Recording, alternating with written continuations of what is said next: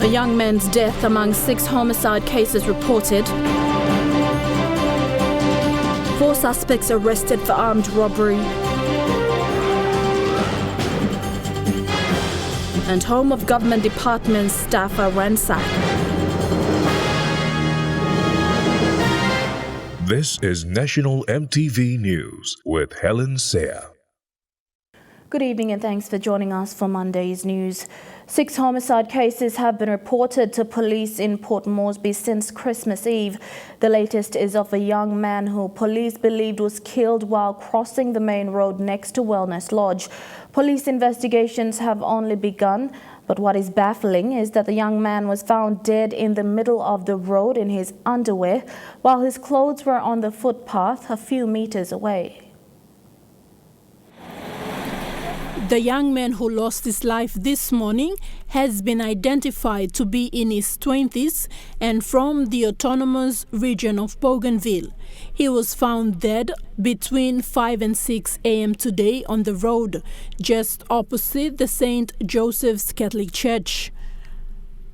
Yeah, confirmed this guy was killed when he left home at 1 a.m. this morning. He went out and he left his phone, found out later that he was murdered on the road.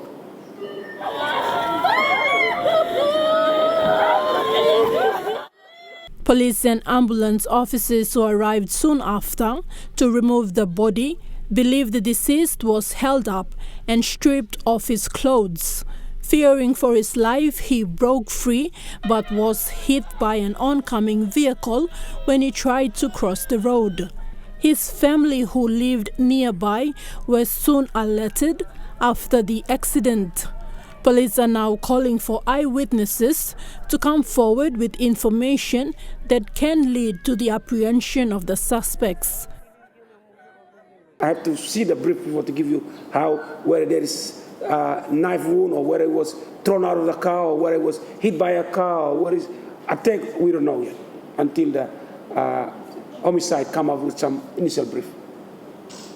The other 4 reported deaths are alcohol-related, while the 5th was a result of a break-and-enter incident. The police station commander, 6 Mile, is on to that. He's with mediating peace amongst them. But in the night, they continue to confront each other as well. And it's unfortunate that fight started just from a theft of a mobile from a person at Saraka.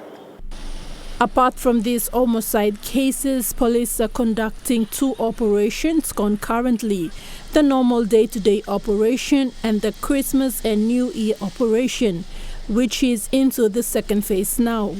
For those who are caught breaking the law, there is a 50% chance they will be released on police bail or through the Boroko District Court if it is a minor offence.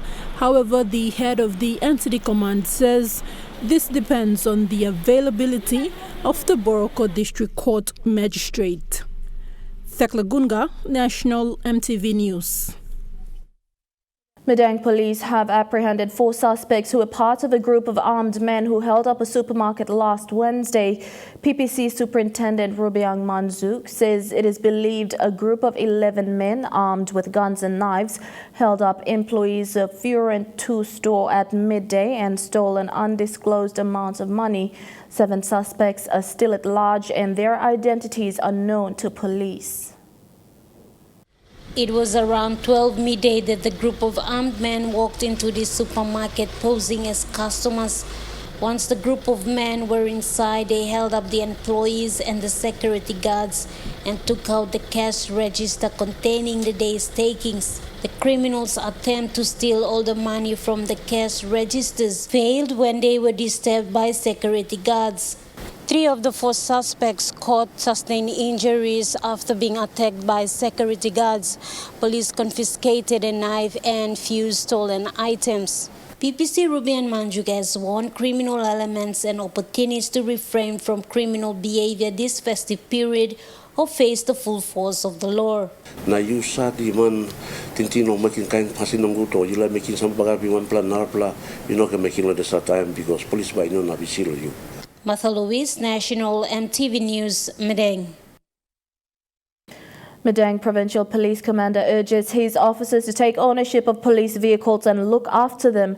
Superintendent Robiang Manzuk said the recent accident involving one of the 12 newly purchased police vehicles was uncalled for. He added that the cars were purchased using the money that belongs to the people of Madang.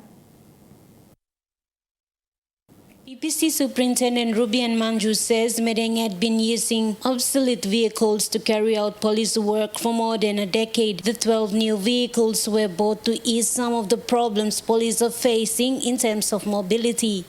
Last Saturday, police patrol vehicle number 7 issued to the public safety section was involved in an accident with a truck belonging to HBS Construction. The police vehicle was responding to a domestic violence incident, however ended up crashing. The driver was attempting to overtake another vehicle when he lost control of the Land Cruiser. On board were 3 police officers and 2 female occupants.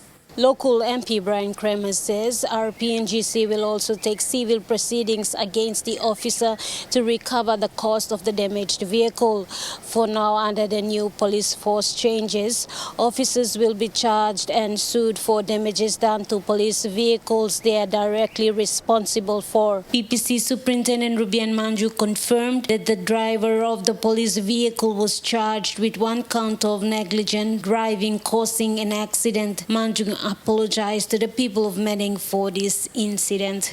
Martha Louise, National EMTV News, Madang. In the countdown towards the new year, youth at Burns Peak in the nation's capital have surrendered homemade guns, ammunition and other illegal items to police. This includes 8 homemade guns, 52 rounds of ammunition, 20 homebrew cylinders, several marijuana plants and a spear. The Burns Peak area is known for car theft and other petty crimes. Representing the youth, Philip Paul said they want to change for the better and have decided as a group to minimize such illegal activities. NCD Metropolitan Commander Perodrano acknowledged the initiative and says police will assist with the community's request to ensure safe and peaceful New Year's celebration. National EMTV News continues after the break, with the government department staff residents ransacked and Vision City celebrates its 10th anniversary. Those stories and more after these messages. Stay with us.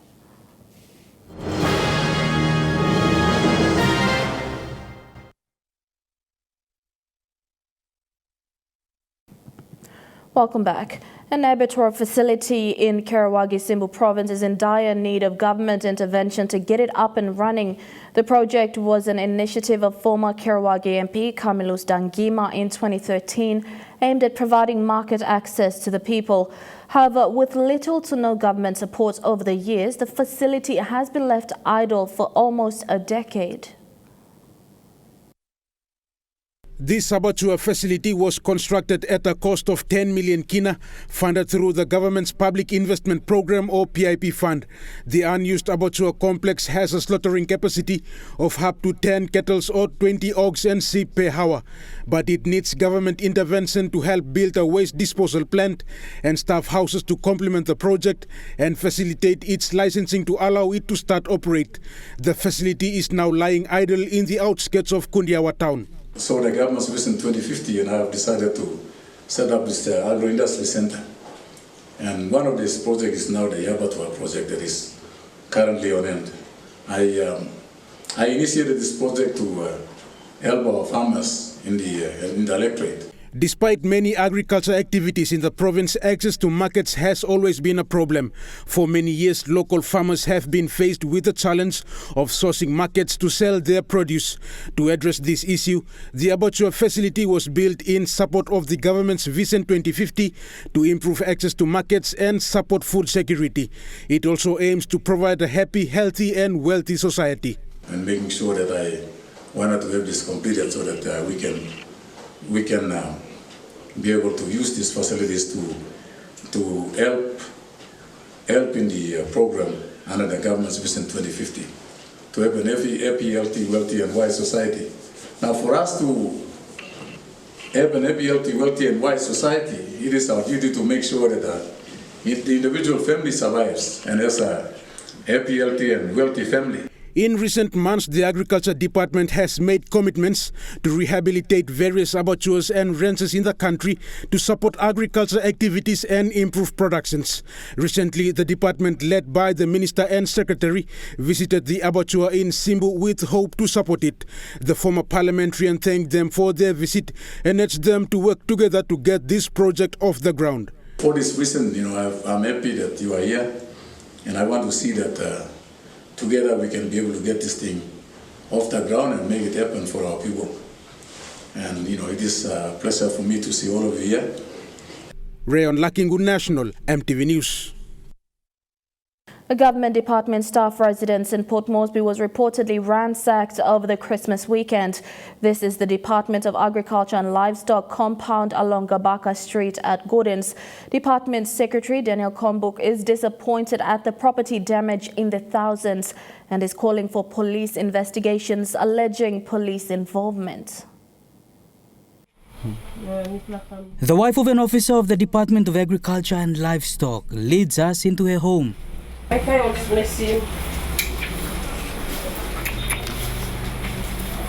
This is all that's left after she and her husband returned from the village home to sea. Remains of the weekend's happening in this part of Port Moresby, where senior officers and directors from the department live and go to work.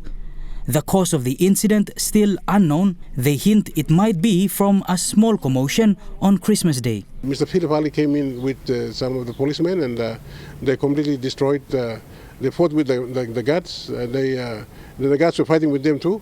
Maybe like there were some casualties. And at the same time, the police came in and they fired shots and they came into Gabaka compound and they destroyed a lot of things. And they actually smashed the glass of state vehicles, the body of state vehicles. They even broke into the houses. For the next 3 days, according to the DAL staff, they were frequently visited by a group of men, each time destroying properties along the way. Gabaka Street is our compound where my staff live here to work. And I think now we look at most of the houses are vacant now, empty now. There's no noise here, everybody fled. Everybody fled and they took refuge in other friends' houses and stuff like that. Other situation almost they come in. I really don't know. Actually, I really don't know why they do that. Why they came in? What was the motive? My finance director's house was completely ransacked. Shattered homes, gardens, and even windscreens. This was a broken Christmas. The price of harsh, brutal force. The secretary says he's writing to the police to get to the bottom of things. Already, a sense of fear installed in the officers and their families. While police investigations continue, many staff and their families have fled their homes and are living elsewhere for the time being. Bradley Valenaki, National MTV News. PNG's largest shopping complex, Vision City, celebrated its 10-year anniversary over the weekend. A grand draw was held on Saturday to mark the mall's milestone achievement. That's over 100 prizes won by the mall's 2,000-plus active gift card users. The minor prizes included mobile phones, movie tickets, shopping vouchers, and jewelry sets, just to name a few. The grand prizes include 50,000 worth of Vista gift card and cash, plus a trip to Sydney on Air Niugini with 3 nights hotel accommodation. We want it to be grand, and we wanted to celebrate with the rest of the shoppers here. So this time we give 300 more prizes, plus the grand prize, which is the worth or total value of 50,000. So 25,000 will be given in cash or in check, and then after that we also would give them a trip to Sydney, return for 2 to Sydney, plus hotel accommodation for 3 nights. The prizes were courtesy of the mall's business partners, which includes RH Ipamat, Air Niugini, the Stanley Hotel and Suites, and Paradise Cinemas. As expected, the celebration was grand. Apart from the grand draw, there was music, dances, and lots of laughter.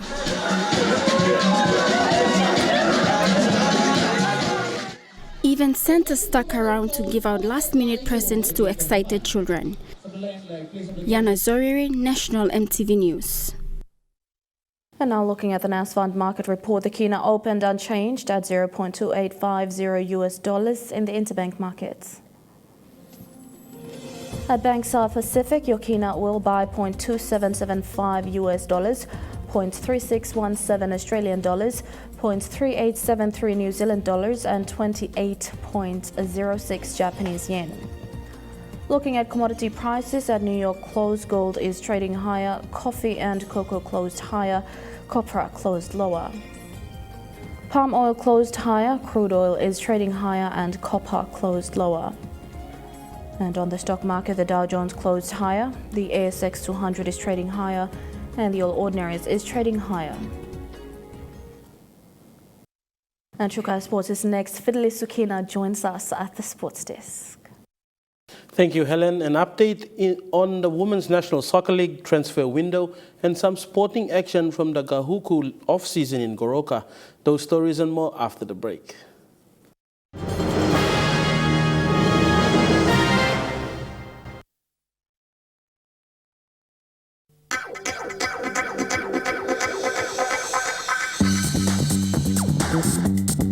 Chukai Sports.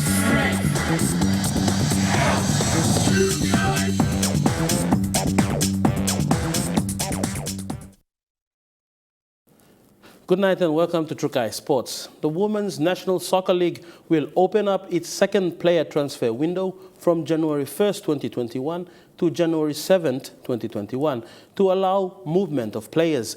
All franchise owners and stakeholders of the Women's Semi-Professional League were informed through circular informing them of the recess and the resumption of the competition, including player transfer. The Women's National Soccer League competition has opened a transfer window to allow for player movement before the resumption of the second half of the season. PNGFA Competition Director Paul Isorua said the player transfer window will take place during the WNSL break during the Christmas and New Year period. All franchise owners and stakeholders of the Women's Semi-Professional League were informed through circular informing them of the recess and the resumption of the competition, including player transfer. The WNSL competition went for recess last week and will continue this week for the Northern Conference, while the Southern Conference will have 3 weeks break.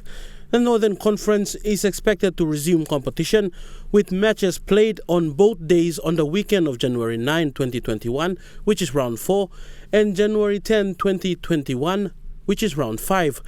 While the Southern Conference will commence on January 16, 2020 for their round 4 matches. The Northern Conference is starting early with matches to be played on January 9 and January 10, 2021 to complete their matches in line with their Southern Conference counterparts, who will resume a week later on January 13. The Gahuku Off-Season Rugby League is now into round 6 of competition.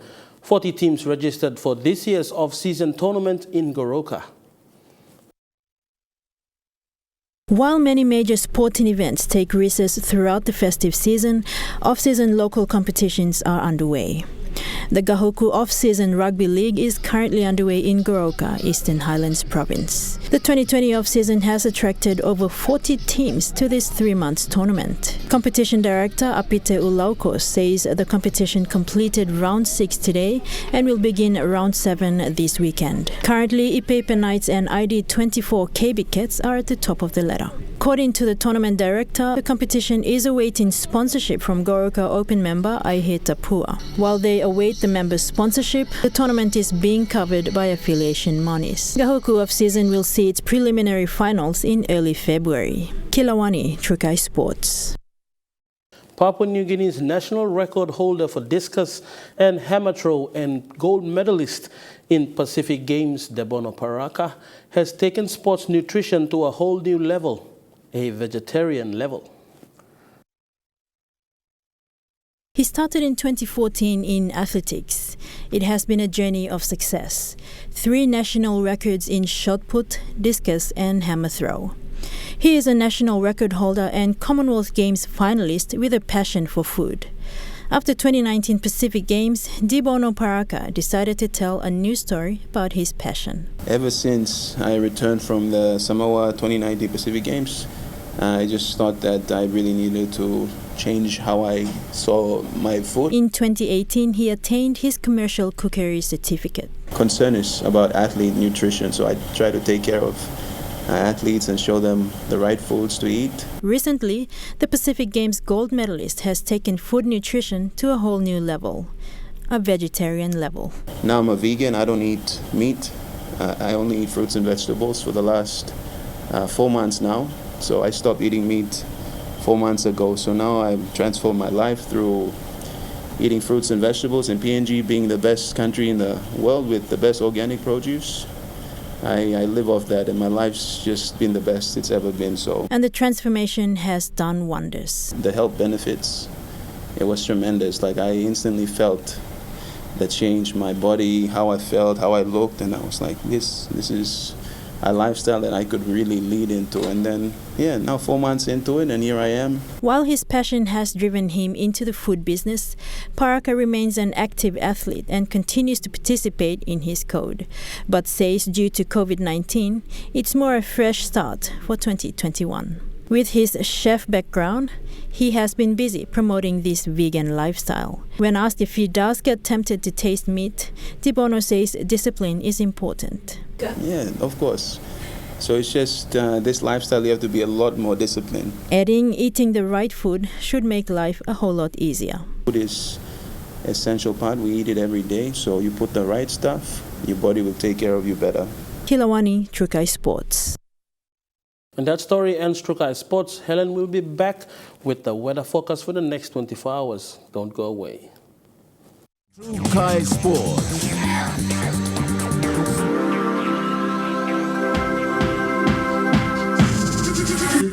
Trukai Sports.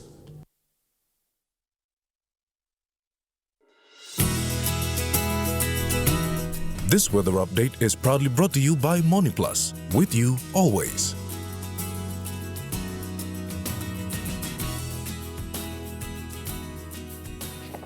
A look at the weather forecast for tonight and tomorrow in the southern region. Possible rain showers and thunder tonight, then find partly cloudy morning in Port Moresby. Light rain drizzles tonight with a cloudy morning in Daru and Popondetta. Light showers and drizzles tonight, then a fine cloudy morning in Kerma, and mostly fine partly cloudy tonight and tomorrow in Alatau. In the Mamasa region, cloudy with some rain showers and drizzles tonight and tomorrow in Leh. Partly cloudy tonight with morning shower or two in Medang, Wewak and Vanimo. In the New Guinea Islands region, mostly fine, partly cloudy tonight and tomorrow in Lorengau. Fine, partly cloudy tonight and tomorrow as well in Kavieng, Kokopo and Rabaul. Light showers and drizzles tonight, then fine morning in Kimbe and light thundery showers tonight and a cloudy morning in Buka. And in the Highlands region, some rain showers tonight, then morning fog in Mount Hagen. Light rain drizzles tonight, then morning fog in Goroka, Kondiawa, Mendi and Wabeg. Forecast for small crafts for the next 24 hours. Waters of eastern and western Milne Bay Islands to waters of Samarai Island to East Cape to Cape Vogel, through Huon Gulf to Finschhafen to waters of Finschhafen through Vitiaz and Dampier Straits to CRC and Long Islands, with waters of Long Island to Karkar Island to Wewak to Aitape to the northern PNG Indonesian border, with waters of Manus and its western group of islands, including waters of New Ireland to Bougainville and waters of East and West New Britain, seas of 0.5 to 1.3 meters. Waters of southern PNG Indonesian border through Torres Strait to Daru to Kiwai Islands to Kerama and to Yule Island to Hood Point and Samarai Island, seas of 0.5 to 1.5 meters.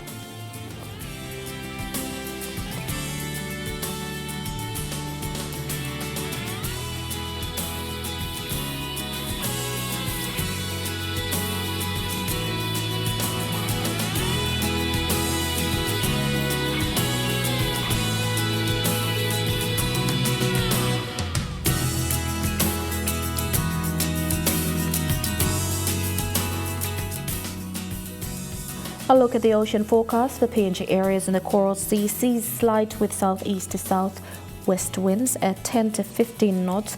In the Solomon Sea, seas slight with northeasterly winds at 10 to 15 knots. In the Bismarck Sea, seas slight with northeasterly winds at 10 to 15 knots. And in the Pacific Ocean, seas slight with northeasterly winds at 10 to 15 knots.